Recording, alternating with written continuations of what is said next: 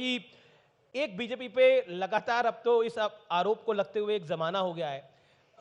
BJP के लिए आरोप लगता है कि बीजेपी इलेक्शन खुद तो लड़ती है, बीजेपी की इलेक्शन मशीनरी होती है, लेकिन ईडी भी होती है, सीबीआई भी होता है, आईटी डिपार्टमेंट भी होता है।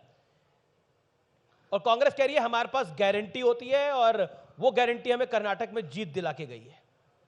दो चीजें हैं।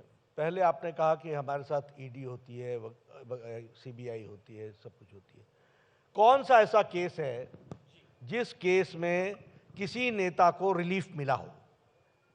कौन सा ऐसा केस है जिसमें वो कह सकते हैं कि नहीं, ईडी ने गलत रेड किया? कौन सा ऐसा केस है जिसमें वो कह सकते हैं कि ईडी ने गलत केस बनाया?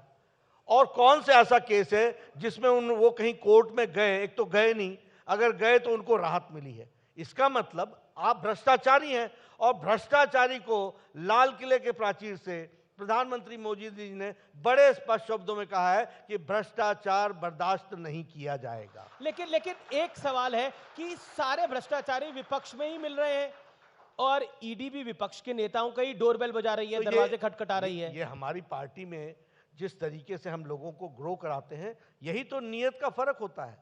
मैं तो आज अपने भाषण में बोल रहा हूं कि कांग्रेस वहां होगी जहां भ्रष्टाचार होगा, कांग्रेस वहां होगी जहां अनाचार होगा, कांग्रेस वहां होगी जहां पर व्यभिचार होगा, कांग्रेस वहां होगी जहां रक्षक भक्षक बना हुआ होगा।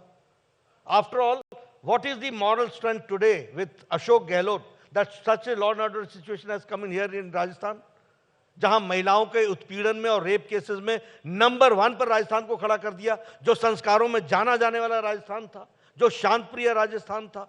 तो ये कैसे हुआ है? ये इसलिए हुआ है क्योंकि आपने पॉलिटिक्स के खातिर लोगों के साथ कॉम्प्रोमाइज करते हुए, नियम को ताक पर रखते हुए रक्षक को भक्षक बनने में प्रेरित किया। आपने अशोक गहलोत की बात करी तो बीजेपी, प्रधानमंत्री मोदी, आप, गृह मंत्री अमित शाह बार बार लाल डायरी का मुद्दा उठा रहे हैं।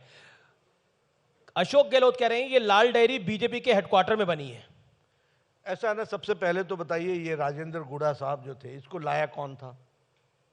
गहलोत साहब लाए थे। ये किसकी पार्टी में थे? ये किसके मंत्री थे? और बतौर मंत्री विधानसभा में लाल डायरी दिखा के बोलने वाला कौन शख्स था? सारे पात्र तुम तय करो और तुम्हारे खिलाफ सारी चीजें हो, वो कह रहे और तुम हमको बोलो कि हम मैन्युफैक्चर करते हैं। राजेंद्र गुड़ा वो कह रहे राजेंद्र गुड़ा आप ही के पात्र हैं, सब आपके साथ मिले हुए हैं। ऐसा है ना, मैं फिर इस पर कहना चाहता हूं कि काल्पनिक दृष्टि से आप अगर इतने इस लेवल पर चले जाएंगे तो उसका तो कोई जवाब नहीं है। मैं तो आपको प्रूफ के साथ बता रहा हूं। बताइए वो आपका कैबिनेट मिनिस्टर था कि नहीं था? बताइए जिस समय उसने लाल डायरी दिखा करके वक्तव्य दिया विधानसभा के अंदर, वो खड़ा था कि नहीं था? बताइए उस समय वो आपकी सरकार का मंत्री था कि नहीं था? क्या आपको लगता है कि तब तो आप ये भी मेरे पर आरोप लगा दोगे कि 5 साल की सरकार भारतीय जनता पार्टी ने चलाई?